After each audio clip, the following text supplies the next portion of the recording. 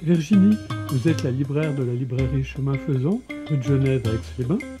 Et ce soir, vous nous conviez autour de David Zaouï et son livre L'aventure bénie du sac toxique.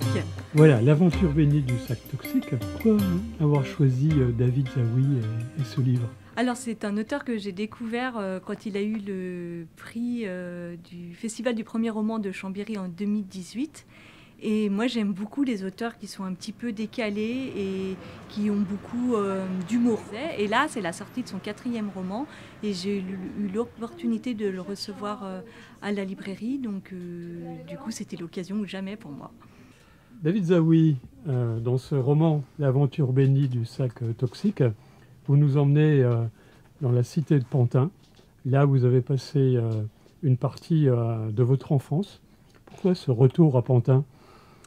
Eh bien, ça faisait longtemps que j'avais envie de mettre à l'honneur mes voisins, ma ville, et puis aussi, d'une certaine façon, mon vécu, tout simplement. Et puis, j'ai imaginé une histoire, entremêlant un petit peu ce vécu, ce passé, et puis les choses comme les gens qui vivent dans les quartiers, notamment en Seine-Saint-Denis, mais ailleurs aussi, en France, s'y reconnaîtront.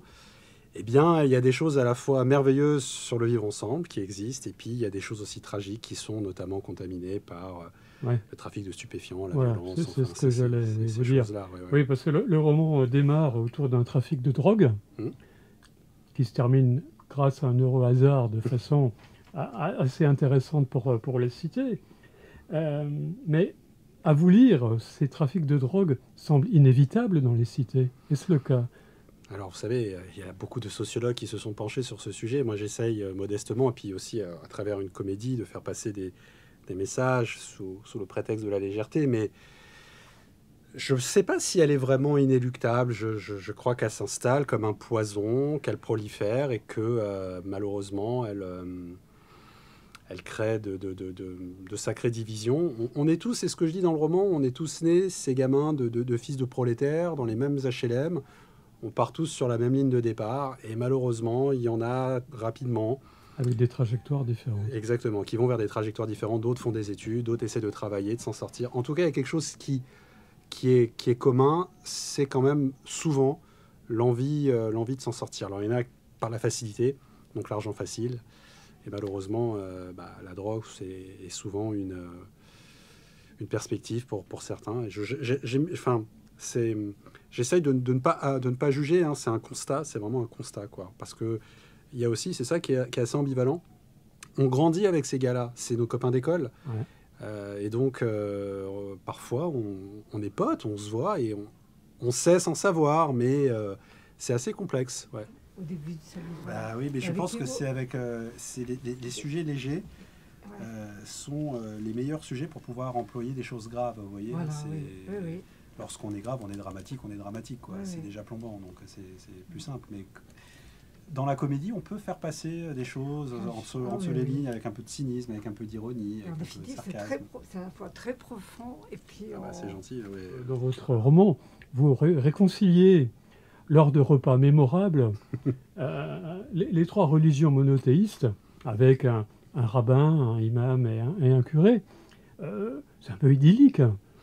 Alors en préambule, le rabbin dit, écoutez, on n'arrive pas à s'entendre à Jérusalem, on va s'entendre à Pantin, ville de Seine-Saint-Denis. Les prémices de la réconciliation vont commencer ici, donc je trouvais ça joli.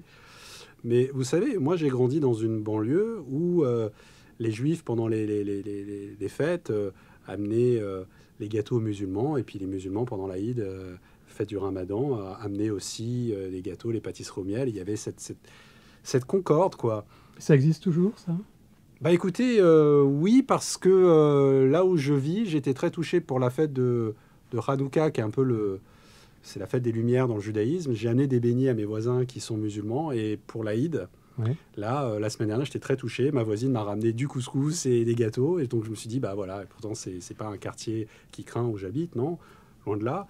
Et voilà, cette fraternité, bien sûr qu'elle existe, on la met pas assez en avant, on n'en parle pas assez. Moi, j'ai voulu en parler et montrer que on peut s'unir pour un bien commun. Alors, eux, ils le font avec l'argent de la drogue. C'est là où c'est l'élément, l'élément comique et tragicomique.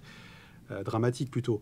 Mais à partir du moment où on a une idée commune, je pense qu'on peut conjuguer vraiment les efforts et les énergies pour y arriver. Donc eux, ils ne parlent pas de choses qui les divisent, en fait. Ils parlent que des choses qui vont les rassembler. Donc là, ça fonctionne.